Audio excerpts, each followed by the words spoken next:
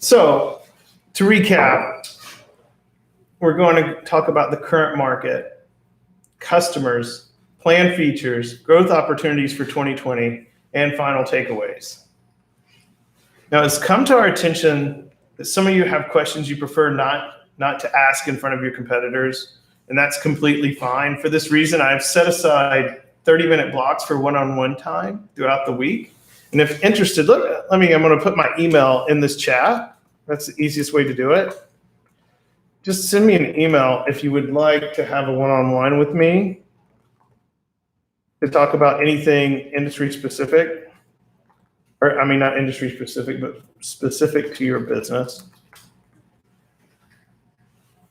And you can feel free to use that email, send that to me. Also, feedback is much appreciated. But we have these 30-minute blocks. I have several throughout this week. You guys can schedule that with me. We can talk about your business, and I can give you these insights with very specific things. All right, so I have a question here offline. It says, can you provide a complete copy of the research? No, we cannot. However, anyone wanting to know specifics, again, can just schedule a one-on-one with me. The email is right there. And what are your sources for the research? Well, the sources are from us, White Rabbit Intel, unless otherwise noted. Since helping CRM providers is our business, we spend a lot of time understanding the industry.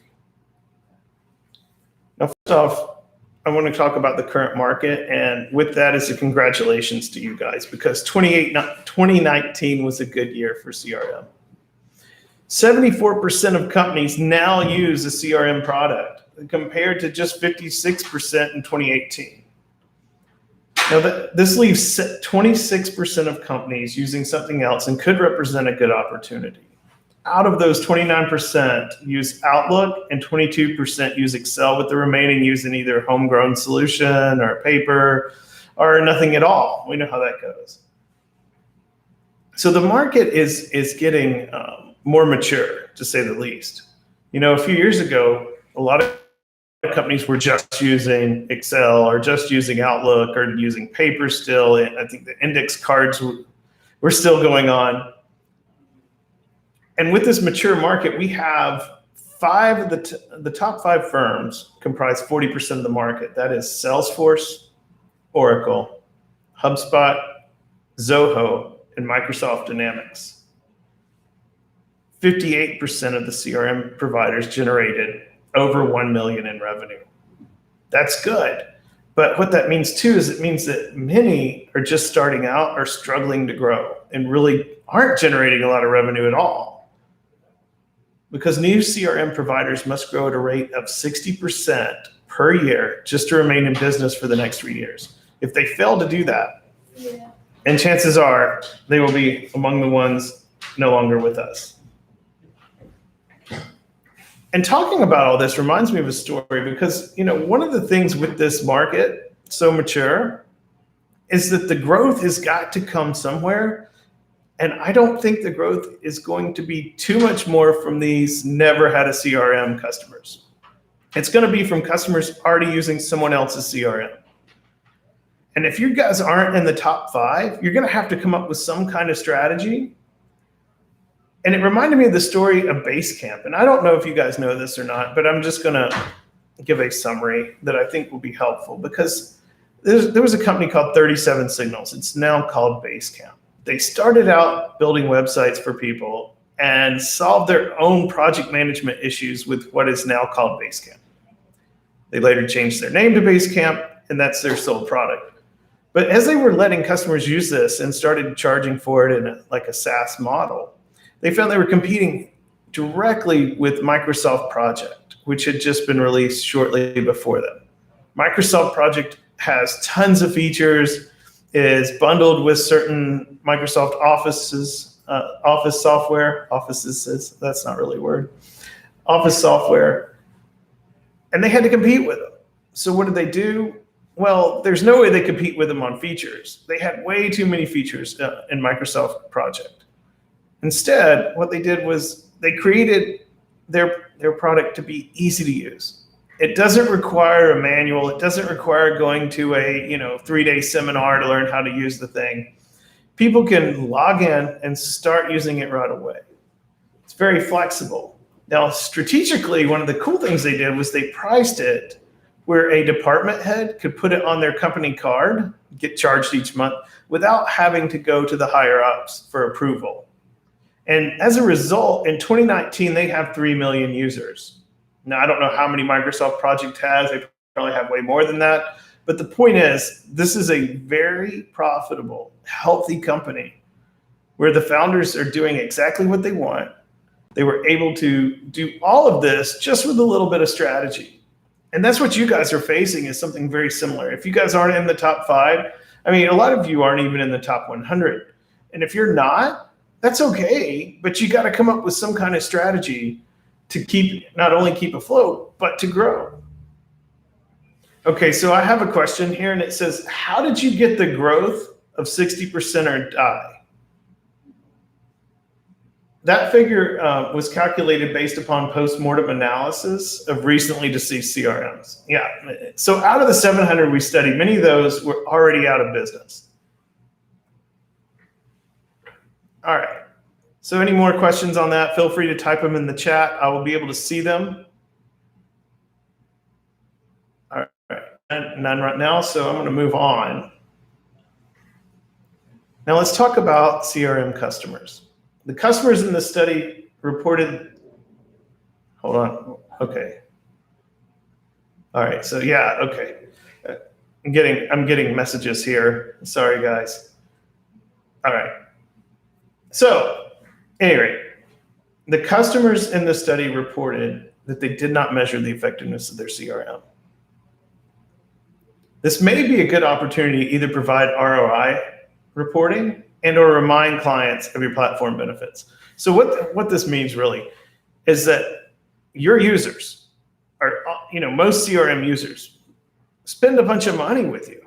They get your software, they train their salespeople, they train their customer support people, marketing people, whoever, and start utilizing the software, but they don't measure its effectiveness.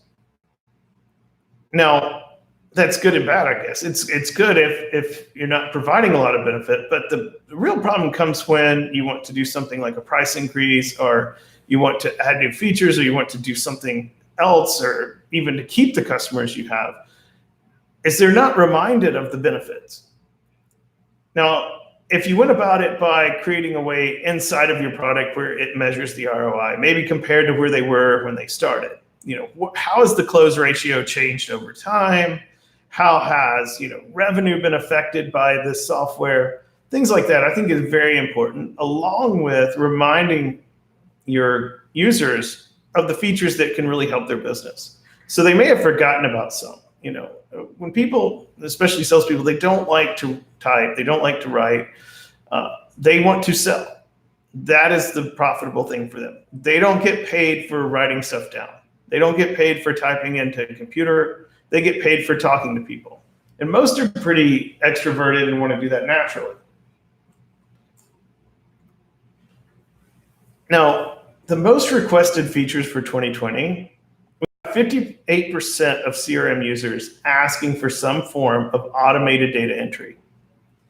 Again, it goes back to they don't want to write, they don't want to waste time on a computer. They want to continually be on the phone or be answering emails or be in meetings or what have you, so that they can do what they're paid to do, which is close deals. And this has been the biggest complaint of the CRM industry by salespeople, is the fact it requires data entry. Now, Salesforce has just released a product called Einstein Voice, and I'm sure all of y'all are familiar with it. And it's designed to automate these data entry tasks. It uses something like the Amazon Echo to be able to input things from voice. I don't know how well that's received or who's using it yet, or even if it's actually available to end users at the moment. But they did have the press release. They've shown samples. You can look up many things on that on the internet. But 49% want automated insight discovery to give them a better picture of their customer base. Now, our partners in their process of doing this now. 46% want automated insights formatted into conversation prompts to assist with better customer communication. This is another area our partners are focused on. Now, one of the cool things we learned during this was that 43% more users reach their sales quota when a mobile interface is used compared to just using web-based tools. And if you want help with this, we can recommend some mobile development firms. But really the thing is, do you need it? And it looks like you do. But I'm going to talk a little more about that here in a moment because I have a question related to that I want to answer. It also shows that 52% of users want to better engage customers. This includes email and social media. And that's from within the platform to be able to track, how many Facebook messages, how many, Twitter tweets and all this stuff. And what were the results of that social media? But knowing exactly what to do here, you guys really need to speak to your customers directly. So what does automated insight discovery mean? This is a question I had, and this means using some kind of AI technology to provide a clear picture of who the user does business with. And how does a mobile interface help sales? It is more for remote salespeople that use their phone over a computer. Thus, logging onto the laptop is far less frequent than, and I'm reading right here. So it really is based upon who your end user is and how they operate. That's what I said. Because if you have remote salespeople, these represent your user base. They're not going on their laptop as often as they are their phone. They may, use Slack, they may use email, and all that is generally from a mobile phone. So if they don't have a mobile app for the CRM, then they have to totally change how they work to enter data into that CRM. So it probably would look like a bunch of index cards and notes and random things if they have to sit down and compile at the end of the day. It's more work, and nobody wants to do more work. And that kind of goes against the whole benefit of a CRM, in that it's supposed to put everything in place and to automate as much as possible. And I think that's where the mobile interface is really going to come or be beneficial. So with that said, we've learned of some planned features for next year. And 67% of CRM providers plan to introduce AI sometime in 2020. Some of these include lead scoring, advanced reporting around customer insight, churn analysis, customer analytics, forecasting, and recommendations. I mean, none of that's a surprise here. It shouldn't be a surprise to anyone, because that's where this is going. They want to automate more. They want to know more. So with that said, data quality still remains a big issue. This is another thing because people have duplicate records. I know we have had duplicate records in our CRM, and it's caused some issue because you talked with one person and you enter in their information and you enter the notes on what happened, and then someone else talks to that person. Maybe they don't see it right away, and then they start using either they create a new one or there was two in there to begin with from an import, and they start adding notes to a second one. The other part of that is inaccurate contact details. Of course, sometimes we get the wrong phone numbers, we get the wrong emails, we get things confused. And the other is poor note taking. And I'm sure all of y'all know that asking salespeople to do more and many times things they're not paid for is not the best idea. So all these note takings on the account strategies or what had happened on the account or any type of information are not always there. So other areas include automated data entry, mobile interfaces, and user interface improvements. I don't have the numbers with me right offhand, but the user interface remains very important for these for CRMs, for the user of CRMs. Having it easy to use where they don't have to think. They don't want to think. They don't want to have to learn something or go to a classroom on it. They just want to start using it and see benefits. And this is from management on down to salespeople. Now with that, let's talk about the growth opportunities. So with 2019 bringing an 18% industry growth, the next phase of the CRM evolution looks to be focused on taking market share from competitors over new user discovery. One thing we notice is that the areas of growth appear to be centered around improving customer experiences. Yeah, it's all around the customer. That's the thing here. Now, 45% of your total market is in IT and services industry. And according to Sugar CRM CITE study, 62% of users choose a CRM to improve customer experience. Only 38% use it to improve sales effectiveness.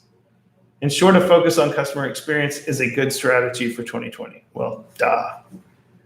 Based on the same study, 38% of CRM decisions are made at the director level, whereas only 30% are at the CEO. And get this, less than 5% of the time, a VP level makes the CRM decision. So it's either director or our CEO, with very few exceptions. Now, customer service and support are the largest reasons companies choose the CRM. Yeah. Before we did this research and talking with CRM companies, you get the impression that they use CRM to drive sales. You look at the marketing messages from CRM companies, what is it? It doesn't talk about improving customer service, or at least not really. It talks about driving sales. You see the target pictures with arrows in the middle. You see, driving revenue and driving this and driving that. Well, of course you drive revenue with improving the customer experience. You can drive revenue far more by improving the customer experience than by getting new sales where they're not very satisfied. But that's the reason the majority of clients actually buy a CRM. It has nothing to do, well, I wouldn't say nothing, but it has less to do with actual sales effectiveness, meaning they don't buy it and think their sales are going to increase. They buy it because they think when someone calls and has an issue, they can quickly see who they are, what they bought, and log what they needed, and log the result. And so that's important to keep in mind. The other thing is, especially with small business users, is they kind of get left out in the cold with integrations, and mainly integrations with their accounting packages. So, they don't want to do double entries. So right now, if you have a cell, and a lot of CRM providers, is that you have to enter that cell into the CRM. So you sold something, and you enter in the amount, you enter in the product, and then you have to go into, or someone has to go into, the accounting package, be it QuickBooks or whatever, and do the exact same thing. Well, of course they don't want to do this. They would like it all integrated. On the flip side, enterprise users want ERP and back office integration. Of course they do. Same thing. They don't want to have to enter things over and over again. They want this to be the sole source of input. It could go somewhere else later. It could be saved somewhere else ultimately. But a CRM and dealing with anything to do with the customer should be the sole source of input.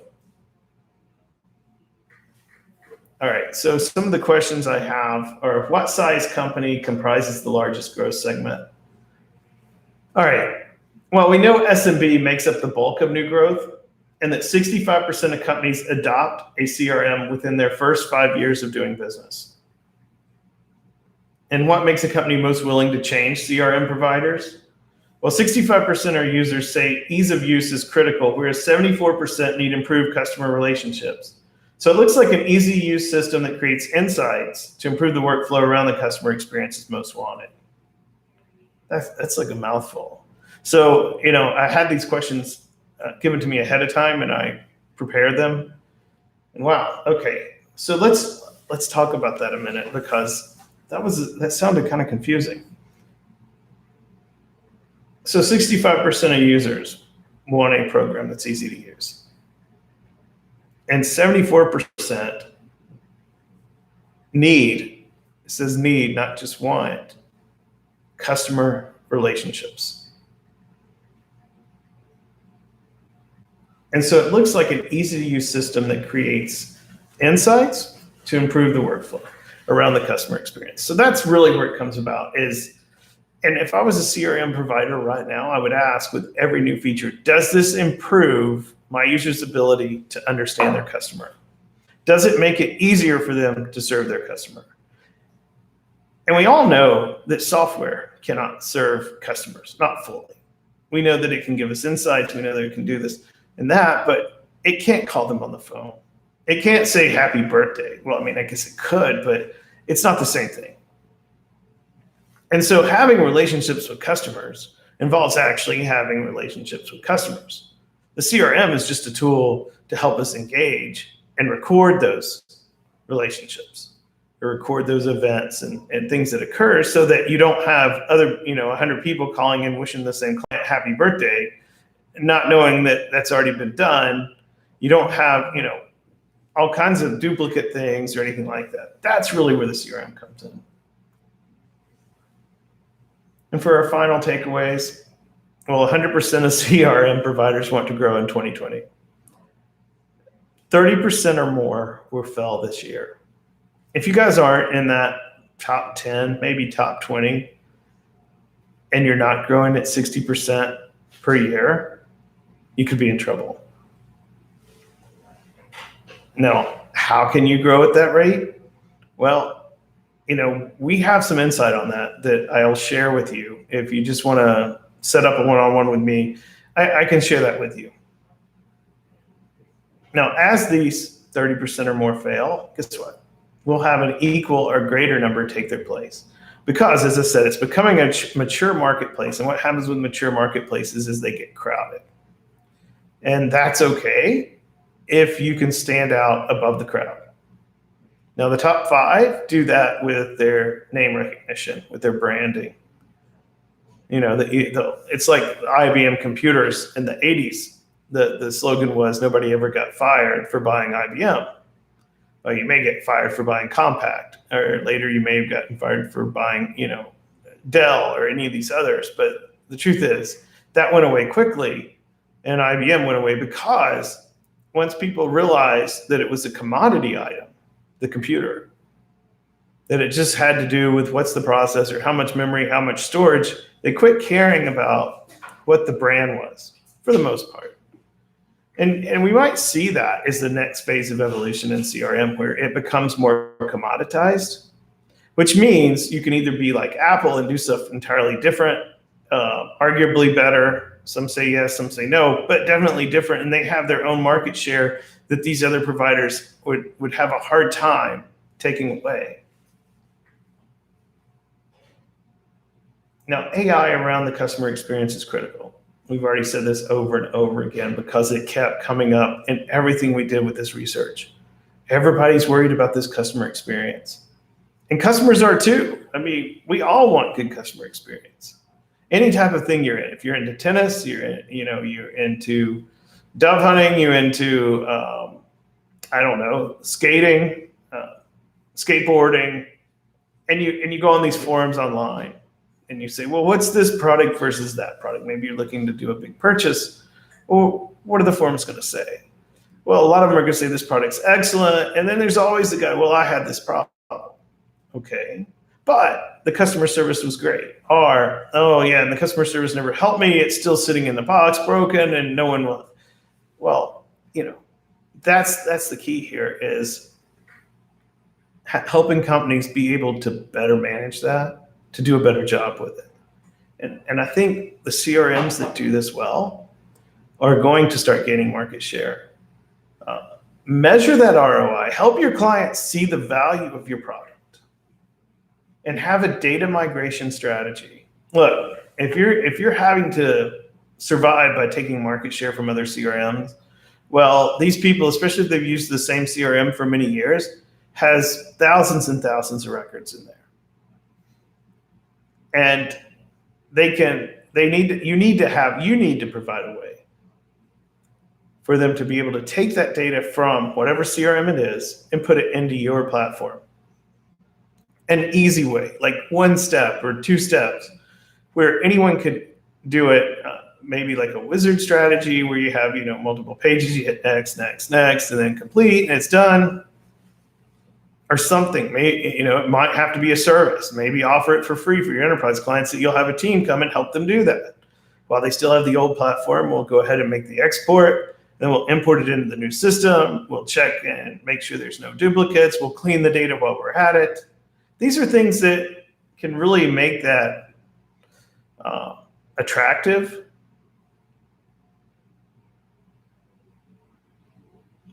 So, but you're going to need that. You're going to need some kind of data migration strategy. I'm sorry, I'm getting messages at the same time trying to read and talk, which is really bad. Now, the other thing too, if you're not in that top 10 or 20, you probably want to specialize. You probably want to set your sights on one specific vertical, on what we call a target market profile, where you look at who you've done business with in the past. You look at who the most profitable ones you did business with, what industry those guys are in, where they live, what they like to do, all this stuff, their education levels, all these different things, and come up with this profile that says, this is my customer. And it may be in an industry you didn't even realize. Would it be so bad to be the CRM of textile manufacturers, for instance? No, it wouldn't. That means that you would be making a lot of money and having a lot of users and be able to very specialize for that. Do you have to stay there? Absolutely not. But that could give you that rapid growth, especially if you're new. All right, so does anyone have any final questions? Again, you can email me, todd.moses@whiterabbitintel.com, and I will set a 30-minute one-on-one with you to go over things specific to your company. Otherwise, you can ask the question right now. I'll give you a minute here before we close out. And again, I wanted to apologize for our technical difficulties at the beginning. We were able to fix those, but the getting started was kind of rough. My team is looking down at their shoes right now, pretty upset about the whole experience, but we'll get through it. Because this information is what's important. It wasn't how entertaining we are or how great that we provided the material to you. It's just the fact that you guys get it and then implement it into your planning sessions that happen this time of year. So you hit 2020 and you can grow. And that's what we want to help you with. Anyway, so I don't have any questions now. I just want to thank you guys for coming and thank you guys for watching. And I hope this was beneficial. Bye.